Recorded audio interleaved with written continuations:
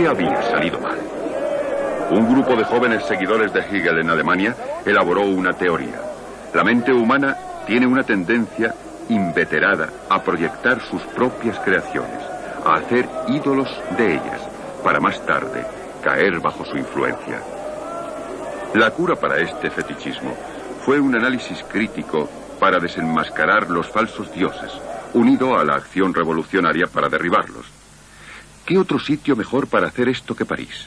Con un ardor similar al de los profetas del Antiguo Testamento, los radicales se reunieron aquí para derrocar a los ídolos, los de la religión, la política y la economía. Uno de ellos vino a esta calle en 1843 con su mujer, Jenny, embarazada. Buscaban casa. Carlos Marx tenía 25 años. Era un periodista radical, aunque todavía no era comunista. Iban a encontrarse con un grupo de emigrados alemanes que ya vivía aquí. El plan era unirse a los radicales franceses para publicar una revista, el Anuario Franco-Alemán. Marx sería el coeditor. En el número 22 de la Rue Vanneau se abrieron las oficinas de la revista en la sala principal.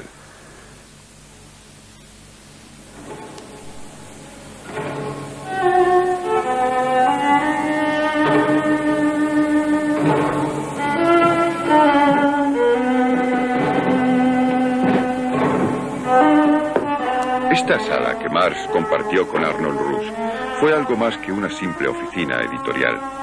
Fue el escenario de innumerables encuentros y discusiones y el lugar en donde Marx completó su desarrollo político. Marx veía la historia como un proceso en el cual la mente humana crece en conciencia y en libertad.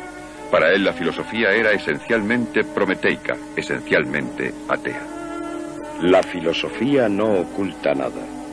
La confesión de Prometeo, en una palabra de texto a todos los dioses, es su propia confesión, su propio lema contra todos los dioses del cielo y de la tierra que no reconocen la autoconciencia del hombre como la divinidad más grande. No habrá nadie más para ella. Marx pensaba que la tradición revolucionaria alemana había empezado con la reforma de Martín Lutero, pero aunque Lutero tuvo éxito al derrocar la tiranía externa de la Iglesia, luego la sustituyó por la tiranía psicológica interna de la fe. La preocupación de Lutero por el diablo fue una señal de que el fetichismo se había reafirmado. La filosofía debía ahora liberar a los hombres de su esclavitud interior de la religión. Existe el tópico de que todo lo que Marx dice sobre la religión es que ésta es usada como un instrumento de control político por la clase dirigente. Esta idea se observa en los posteriores escritos de Marx, pero no es ni muy interesante ni original. Para el joven Marx era mucho más importante el problema de la psicología religiosa. La primera y única edición del prometido anuario se publicó en febrero de 1844 y Marx incluyó 2 artículos suyos. En el primero de estos habla de la situación religiosa en América. No es que hubiera estado allí, pero había leído mucho sobre ello. Y señala que América ya tuvo su revolución democrática y que aunque el Estado y la política fueron secularizados, no obstante el problema religioso no se ha resuelto. Porque al verse limitada la vida privada, el espíritu protestante se hizo más intenso, competitivo y divisorio que nunca.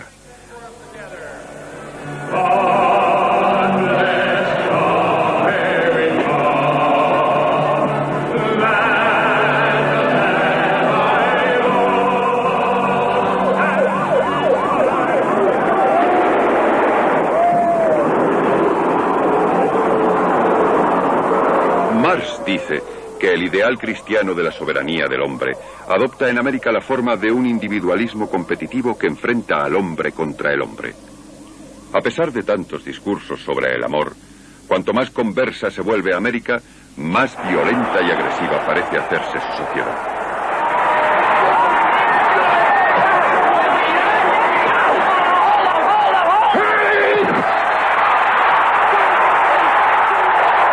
El hombre se emancipa políticamente de la religión al desterrarla del campo de la legislación pública y convertirla en un derecho privado. La religión es empujada por un montón de intereses privados. Su esencia ya no estriba en la colectividad, sino en la diferencia. Marx creía que el individualismo cristiano aparta a la gente de la vida política y pública, haciendo que solo se preocupen por la salvación personal.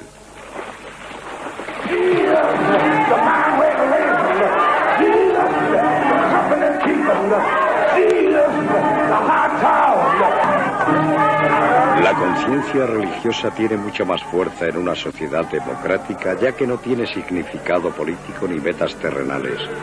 Es la ocupación de las mentes que sienten timidez ante el mundo, el producto de la arbitrariedad y la fantasía, realmente una vida despegada del mundo.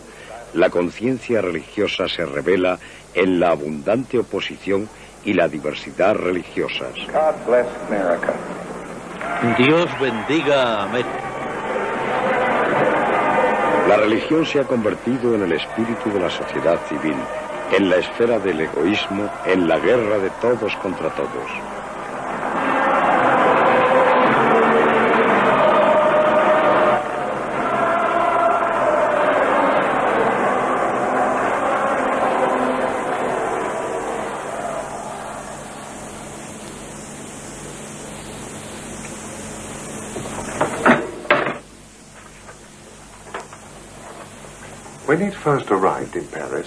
Cuando llegó por primera vez a París, Marx todavía era liberal y demócrata, pero ahora se está alejando del individualismo y una vez más su crítica comienza por la religión y el modo en que el individualismo religioso sumerge a la gente en disputas doctrinales, irreales e ilusorias.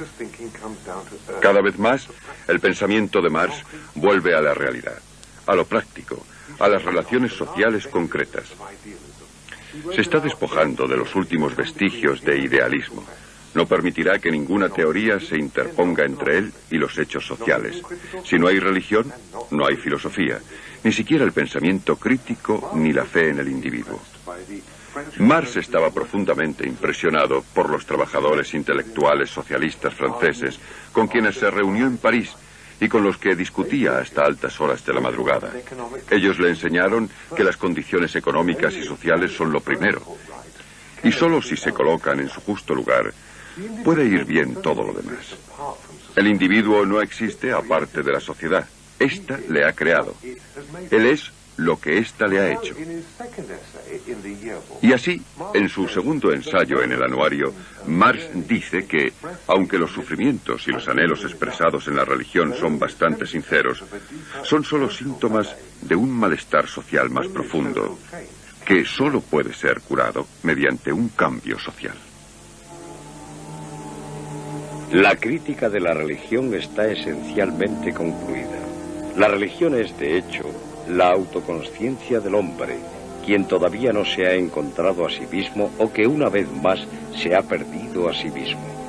La religión es la realización imaginaria de la esencia humana en condiciones en que la esencia humana no posee una realidad auténtica. El sufrimiento religioso es, al mismo tiempo, una expresión del sufrimiento real y una protesta contra él. La religión es el alivio de la criatura oprimida, la expresión de un mundo cruel y el alma de unas condiciones desalmadas. Es el opio del pueblo. La exigencia de la abolición de la religión como la felicidad ilusoria de las gentes es la exigencia de su felicidad real. La exigencia de abandonar las ilusiones sobre su condición es la exigencia de abandonar una condición que requiere ilusiones.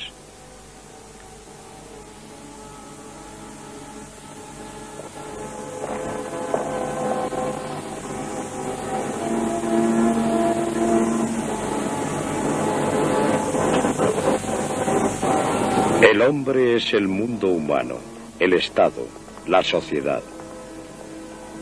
La crítica de la religión termina con la doctrina de que el hombre es el ser más importante para el hombre, con el imperativo de derrocar todas las circunstancias en las que éste es humillado, esclavizado, abandonado y menospreciado. La crítica ha arrancado las cadenas de las flores imaginarias de forma que el hombre pueda quitar las cadenas y coger las verdaderas flores. La discusión más continua de Marx respecto a la religión termina arengando por primera vez al proletariado como futuro portador de la revolución y precursor de la nueva humanidad. Unas pocas semanas después, Marx comenzó a llamarse a sí mismo comunista.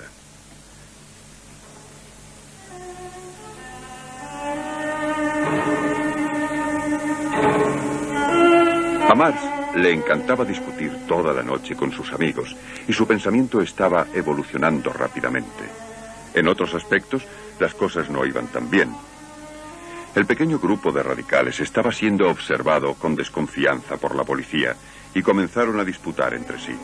En cuanto al anuario, fue un fracaso. Los franceses no lo compraban y el gobierno alemán lo prohibió y dictó un auto de detención de Marx. Pero Marx había tenido un año extraordinario. Había leído y escrito frenéticamente, elaborando ideas que 20 años más tarde darían lugar a su obra El Capital. Jenny dio a luz a su primer hijo en mayo. En agosto Marx conoció a Engels, empezando así su larga asociación. Finalmente, en enero, el gobierno francés le expulsó. Marx tuvo justo el tiempo para recoger un anticipo de la editorial y disponer que Jenny vendiera los muebles antes de seguirle a Bruselas, su próximo hogar temporal. En una época de rápido progreso político e industrial, Marx y muchos otros creían que todo el proceso histórico mundial se movía por su propia necesidad interna hacia un futuro glorioso en el que todas las preguntas de la filosofía y de la vida humana serían resueltas. La historia marchaba encarrilada hacia la Nueva Jerusalén y, como dijo Marx, las revoluciones son las locomotoras de la historia.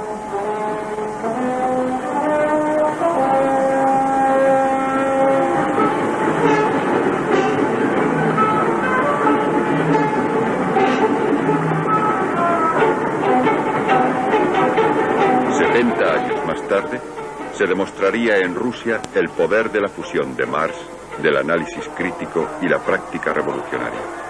Aquí parecía que los hombres ya no eran las víctimas de la historia. Se habían hecho con su control.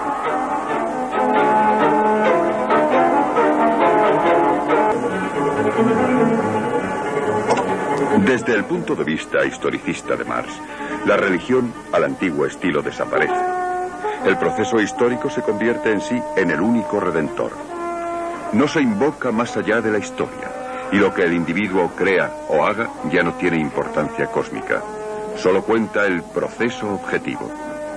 Esta era la filosofía para una época democrática en la que las gentes se fundirían en grandes clases y grupos. La forma de pensar de Marx es muy pública y objetiva. Él rechaza la visión de la vida que parte del individuo y también rechaza las preocupaciones religiosas tradicionales. Para él no significaba nada atormentarse por la vida individual, la libertad y la muerte.